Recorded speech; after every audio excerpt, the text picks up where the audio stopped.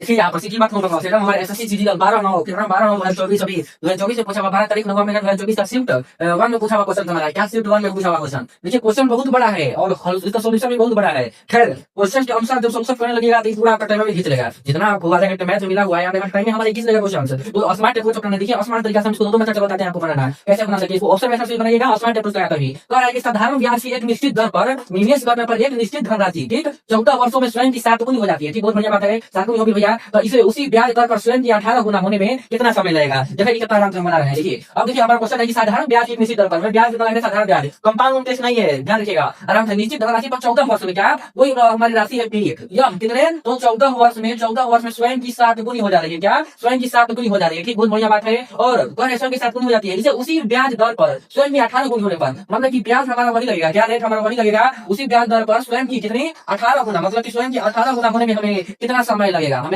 कितना समय लगेगा ये हमसे पूछ रहा है क्वेश्चन। देखिए इसका पहला मेथड हम बताते हैं क्योंकि कोई राशि बी है यह 7 गुनी होगी 7 बी हो गई तो कितना पड़ गई भैया तो 6 बी पड़ गया हमारे यहाँ से। देखिए 6 बी पड़ गई हमारी तभी तो 7 बी हुआ और क्योंकि पी वस्तु 18 बी हो गई कितना पड़ गई हमारा तो 17 बी पड़ गई क्योंकि 17 बी पड़ी समय में पूछ रहा है इसी का। एक्चुअली में देखिए 14 साल में एक्चुअली में हम कैसे बनाएंगे इसको तो 14 साल हमारा क्या है 14 ईयर 14 साल में हमारा ब्याज बढ़ रहा है कि ना 6 गुना बढ़ रहा है। ये 7 गुनी हो गई तो 14 साल में हमारा 14 साल में ब्याज हमारा 14 ईयर में हमारा ब्याज कितना बढ़ रहा है 6 पी। एक्चुअली में हमें ज्ञान किसका करना है 17 पी का कितना 17 पी का क्या करना है ज्ञान से डायरेक्ट इसको आंसर आ जाएगा। देखिए पी से बी कैसे हो गया 2 3 6 2 7 14 ठीक और 17 7 कितना हो जाएगा हमारा तो 17 7 119 और 119 बटे में 3 जब इसको हम कैंसिल करेंगे तो 3 के 9 3 के 9 3 9 27 3 5 15 3 5 कितना 3 से 18 और फिर 3 से 1 देखिए 39.67 नंबर आ गया। देखिए करेक्ट आंसर 39.67 आ गया एकदम आसान भाषा में। अब देखिए इसको ऑप्शन में कैसे उड़ाना है क्योंकि देखिए कोई वस्तु तो कितनी गुनी होगी 7 गुनी होगी। मान लीजिए यहाँ पर कोई वस्तु है ठीक या स्वयं की कितनी गुनी हो गई 7 गुनी हो जा रही है कितनी एक साल में मान लीजिए 14 साल में 14 ईयर में कितनी हो जा रही है तो 7 गुनी हो जा रही है। तो कितने साल में यह हमें 18 गुनी हो जाएगी कितनी 18 गुनी। तो देखिए 7 गुना 14 2 गुना बेसी है इसे कितना 2 से गुणा करेंगे तो 7 में 14 हो जाएगा। उसी तरह 18 गुना 36 2 से गुणा करेंगे तो 36 आएगा। तो ऑप्शन मिलाइए ना ऑप्शन नंबर ए में 27.3 नहीं होगा हमारा ऑप्शन नंबर बी में सिर्फ ऑप्शन में 36 से ज्यादा है क्या 36 से ज्यादा सिर्फ ऑप्शन नंबर बी है। तो ऑप्शन नंबर बी होता है 10.6 यही हमारा करेक्ट आंसर हो जाएगा क्या तो 36 से ज्यादा हमारा सिर्फ यही ना है 18 रकम तो होगा नहीं क्योंकि 7 गुना 14 साल लग रहा है साधारण इंटरेस्ट साधारण ब्याज पर वो 7 गुना 14 साल 18 गुना 36 साल तो लगभग हमारा 36 से ज्यादा आंसर आएगा क्या